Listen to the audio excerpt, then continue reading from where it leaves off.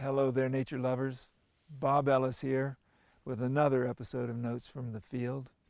And today, I want to present to you yet another big idea that you can transport to your home and the places you explore to deepen your natural history practice. And the big idea that I want to share with you today is in the realm of biological community dynamics. What happens in a biological community over time? And the definition of biological community is just simply organisms that are found together, that interact in a way that affects their distribution and abundance. And so this big idea of community dynamics has one particular thing that I'd like to focus on today. And I'd like to use this landscape, the Prescott National Forest, to illustrate this idea. So in 2002, it was May 15th, it was 3 o'clock when a big fire started down on Indian Creek.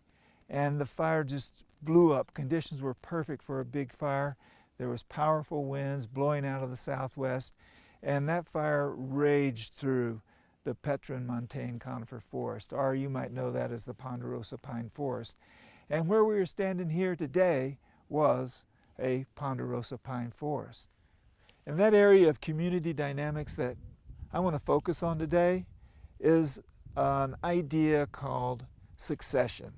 And that is the change in community over time, biological community. Now, I do want to let you know that the word succession or the term succession sometimes is challenged in the world of ecology simply because it seems to have some implications as to what's going to happen in that biological community. However, I'm going to stick with the use of that word because it is widely used. And so there are two kinds of succession that ecologists frequently talk about. There's primary succession and secondary succession. And primary succession happens whenever a place first emerges with no life on it. So what would that be? Well, here's an example. Imagine that volcanic island arising out up above the surface of the water for the very first time. So terrestrial life has not touched it, and then life starts to colonize that patch of land out in the middle of the ocean. And over time, that community changes. That's called primary succession. The first time life colonizes a new place.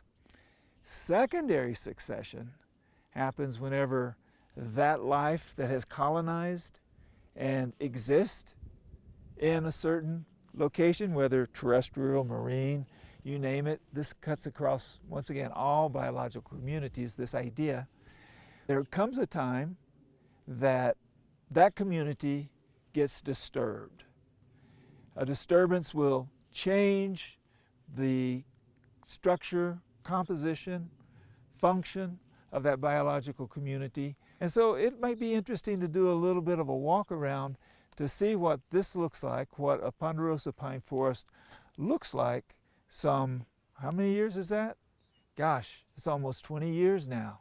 So let's walk around and look at it.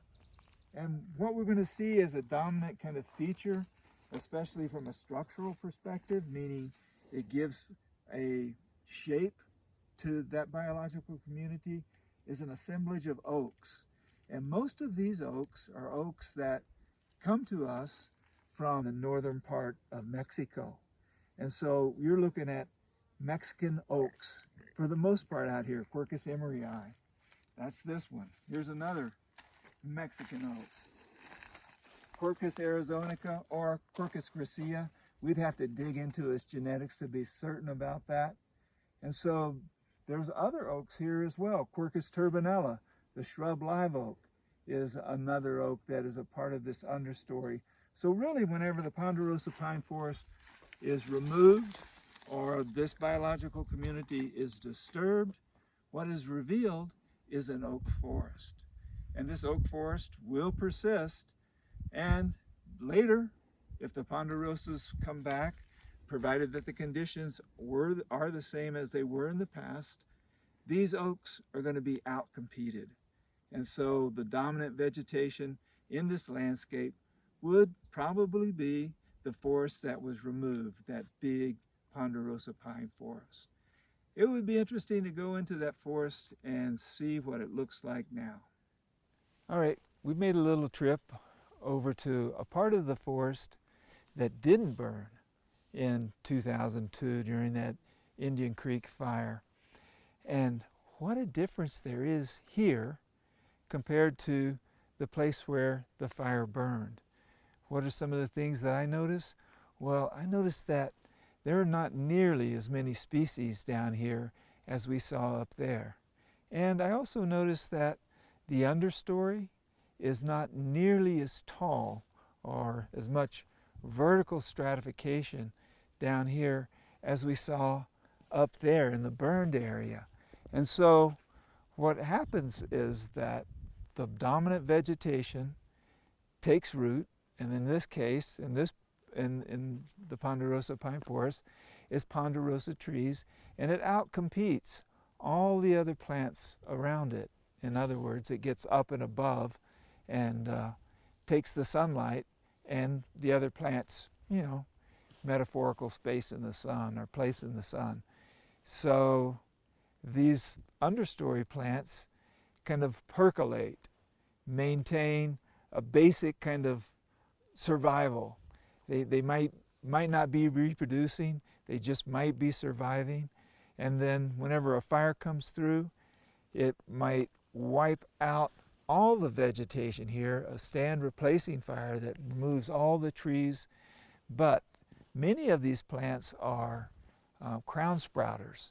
So, for example, many of the oaks that you see behind me that are shrub/tree-like, those oaks are crown sprouters. So the tree can burn down completely, and then it'll grow back immediately because it has a lot of carbon reserves in that root system.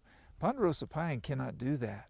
And so those oaks are immediately back on the scene and growing, reproducing. Whereas there are shrubs that appear in the burned areas because there's a seed bank there. Maybe Arctostaphylos pungens, that manzanita shrub that we saw in the burned area. I just want to encourage you to remember that there's a relationship between dominance and diversity. The greater the dominance, the less the diversity. And so down here, these trees, the ponderosas, the big trees, are dominant. They're dominant in coverage, they're dominant in biomass. They're not necessarily dominant in numbers, but it's pretty clear that they're occupying the space. And as a result of that, they're really shading out and outcompeting a lot of the other species. Remove them, and there's an opportunity. And this opportunity is sometimes called a competitive release. Those organisms up there on the hill that where the fire had burned no longer have to compete with the ponderosas for sunlight, and therefore they've been released. As we pan across the burnt area, I just want to thank you all for watching another episode of Notes from the Field, and would like for you to make some suggestions about episodes that we could create. So put those down in the comments below, hit a thumbs up, subscribe if you haven't, and we look forward to seeing you next time.